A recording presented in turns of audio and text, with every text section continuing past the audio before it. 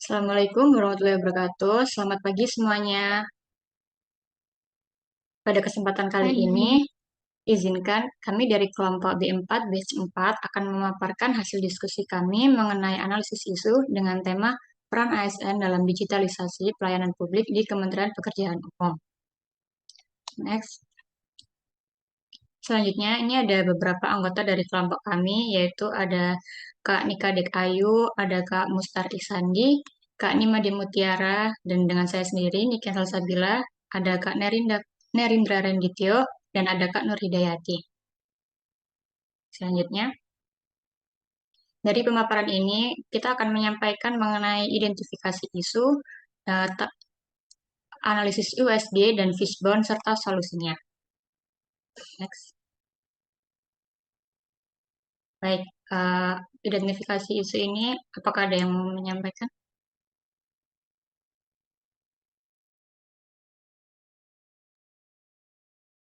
Oke, untuk materi yang pertama itu mengenai isunya. Isu yang pertama mengenai masyarakat sulit mengetahui kondisi jalan nasional yang rusak atau sedang diperbaiki. Dari data yang ada, informasi kondisi jalan nasional saat ini masih terbatas dan belum tersedia dalam satu platform digital yang dapat diakses masyarakat secara real time. Data sebenarnya sudah dimiliki unit teknis Kementerian PU melalui survei dan monitoring. Namun, penyajiannya itu masih parsial sehingga publik baru mengetahui kerusakan atau perbaikan jalan ketika berada di lokasi. Untuk dampaknya, jika tidak segera diatasi, masyarakat akan terus mengalami kesulitan dalam merencanakan perjalanan dan memilih jalur alternatif, yang berakibat pada peningkatan waktu tempuh, kemacetan, bahkan potensi kecelakaan lalu lintas. Kondisi ini menimbulkan kesan bahwa pelayanan publik kurang transparan dan responsif terhadap kebutuhan masyarakat. Hal tersebut dapat menurunkan kepercayaan publik terhadap Kementerian PU serta menghambat upaya mewujudkan digitalisasi pelayanan infrastruktur yang efektif dan juga modern. Eh, Isu ini tersendiri berkaitan dengan smart ASN dan juga manajemen ASN, yaitu smart ASN dituntut mampu menghadirkan layanan informasi jalan yang cepat, akurat, dan bermanfaat bagi masyarakat.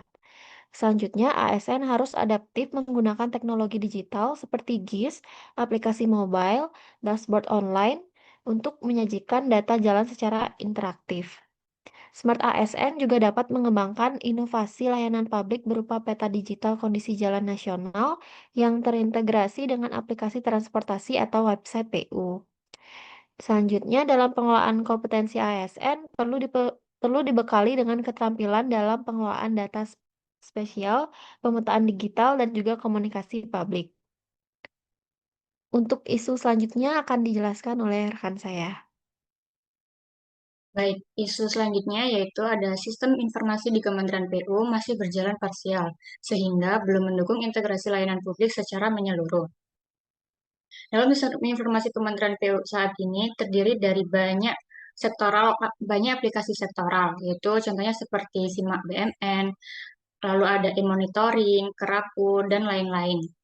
Setiap aplikasi ini menyimpan data yang penting, namun belum terhubung satu sama lain, sehingga proses pertukaran datanya antar unit kerja masih dilakukan secara manual. Untuk dampaknya sendiri, ada masyarakat yang kesulitan memperoleh sistem informasi yang terpadu, seperti kondisi jalan yang terkini, buruk untuk perencanaan perjalanan, dan keselamatan. Lalu ada munculnya beban kerja administratif, seperti input data berulang. Lalu ada juga pengambilan keputusan menjadi lambat karena data tidak mudah digabung atau di-training. Keterkaitannya terhadap manajemen ASN dan smart ASN, di sini ada ASN Kementerian PUPR dituntut untuk memiliki kompetensi digital. Lalu ada banyak ASN masih bekerja secara sektoral sesuai unitnya tanpa memahami pentingnya integrasi lintas bidang. Dari segi smart ASN-nya yaitu uh, Smart ASN menuntut ASN berperan sebagai birokrat adaptif, kolaboratif, dan melek teknologi. Serta fragmentasi sistem informasi di Kementerian PU justru menunjukkan hasil peran ASN sebagai penggerak transformasi digital belum maksimal. Selanjutnya,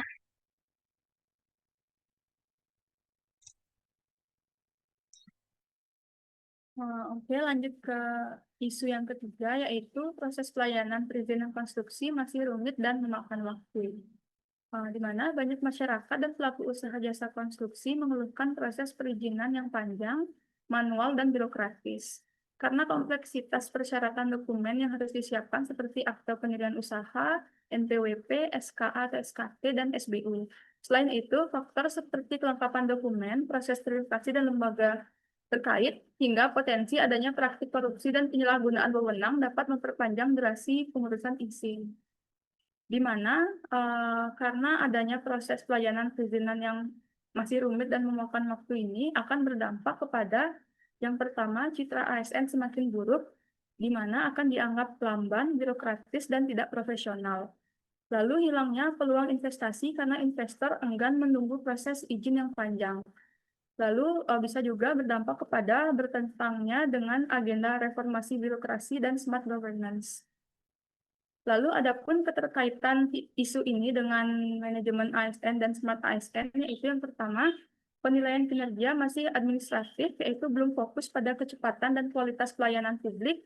Lalu yang kedua, budaya kerja birokratis, di mana ASN lebih terikat pada prosedur lama daripada mencari terobosan efisiensi. Lalu yang ketiga, pengawasan internal lemah yang dapat membuka peluang praktik tidak transparan dalam perizinan. Lalu yang keempat, kurang adaptif di mana ASN lambat menyesuaikan diri dengan sistem pelayanan online. Dan yang kelima, kurangnya inovasi di mana belum banyak inisiatif membuat aplikasi perizinan yang sederhana, transparan, dan juga mudah diakses oleh masyarakat. Lanjut.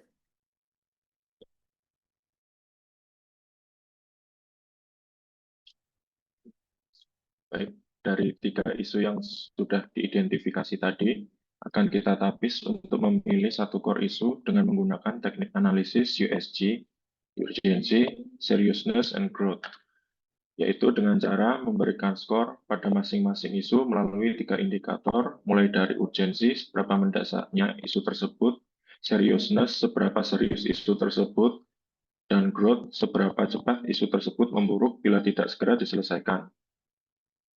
Kemudian dari tabel USG ini didapatkan isu nomor 2, yaitu sistem informasi di Kementerian PU masih berjalan parsial, sehingga belum mendukung integrasi layanan publik secara menyeluruh menjadi core isu yang akan kita pilih. Dan ini menunjukkan bahwa isu ini menjadi isu yang paling mendesak, paling berdampak luas, serta semakin memburuk bila dibiarkan.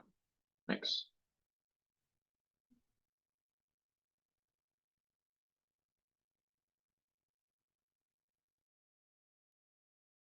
Selanjutnya kami menganalisis isu menggunakan fishbone diagram.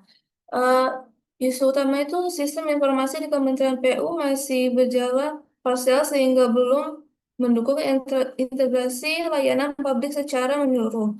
Lalu faktor penyebabnya itu berupa SDM, yaitu kompetensi IT tidak merata, koordinasi aturan antar unit masih lemah. Selanjutnya metode. Integrasi belum ada, belum mengacu pada arsitektur SPBE. Proses bisnis antara unit masih berbeda. Lalu teknologi, infrastruktur IT terbatas, integrasi sistem sulit diintegrasikan. Selanjutnya data. Data tersebar format tidak seragam, lalu tidak ada single source of truth, dan terjadi duplikasi data. Selanjutnya monitoring. Itu indikator kinerja integrasi belum jelas, evaluasi hasil fokus aplikasi per unit, lalu minimnya feedback untuk perbaikan. Yang terakhir itu lingkungan. Regulasi internal masih lemah, budaya kerja sektoral, dan anggaran integrasi terbatas. Next. Lanjutnya. Baik, setelah dianalisa dan dijabarkan atau dipaparkan terkait dengan isu-isu yang ada, maka dipilih isu nomor 2. Maka solusinya adalah yang pertama, penerapan government interoperability framework menjadi kunci untuk memastikan data dan sistem antar lembaga dapat berkomunikasi atau berintegrasi. Jadi pusat data dan inisiatif satu data pada Kementerian PU wajib dioptimalisasikan agar mencegah tumpang tindih dan mempercepat sinkronisasi sistem informasi di Kementerian PU.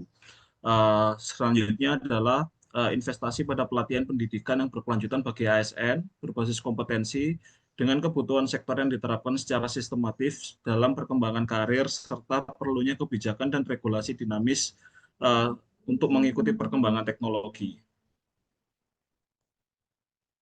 Next.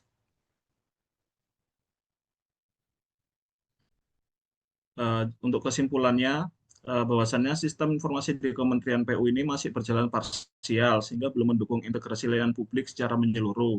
Sehingga masyarakat dan mitra kesulitan mengakses layanan PU karena harus membuka banyak aplikasi yang berbeda. Selain itu, beban kerja meningkat karena harus melakukan input berulang ke berbagai aplikasi, memperbesar risiko human error sehingga perlu adanya penerapan government interoperability framework untuk memastikan data dan sistem antar lembaga dapat berkomunikasi atau berintegrasi. Pusat data dan inisiatif satu data pada Kementerian PU wajib dioptimalkan agar mencegah tumpang tindih dan mempercepat sinkronisasi sistem informasi di Kementerian PU serta diperlukan pelatihan dan pendidikan berkelanjutan bagi ASN berbasis kompetensi sesuai dengan kebutuhan sektor atau unit kerja masing-masing. Terima kasih, saya kembalikan ke moderator. Baik, terima kasih semuanya dari pemaparan ini. Adakah yang mau memberikan refleksi diri? Mungkin dari Kak Ayu.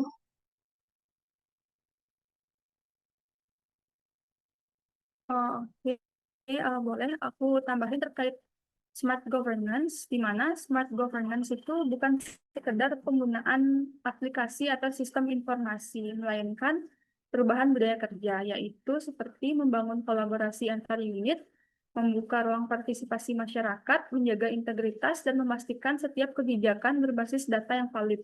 Jadi dengan itu, pemerintah bisa lebih responsif terhadap kebutuhan masyarakat, efisien dalam penggunaan sumber daya, dan berorientasi pada hasil yang nyata bagi kesejahteraan publik.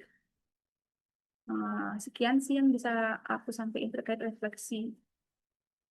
Baik, terima kasih Kak Ayu atas tanggapan yang bisa disampaikan. Saya tambahkan juga, jadi dengan pemaparan ini kita bisa menyadari bahwa peran ASN dalam era digitalisasi itu memang sangatlah penting ya. Isu-isu yang teridentifikasi seperti keterbatasan informasi, sistem informasi yang masih parsial, dan proses perizinan yang masih berbelit. Itu menunjukkan bahwa transformasi digital belum berjalan optimal di Kementerian PU ini. Hal ini menjadi cermin bagi saya dan teman-teman sekalian sebagai calon ASN bahwa kemampuan adaptif terhadap teknologi adalah sebuah keharusan, bukanlah pilihan. Baik, teman-teman. Demikian pemaparan yang dapat kami sampaikan mengenai peran ASN dalam digitalisasi pelayanan publik di Kementerian PU. Terima kasih atas perhatiannya. Kami mohon maaf apabila ada kekurangan dalam penyampaian paparan. Assalamualaikum warahmatullahi wabarakatuh.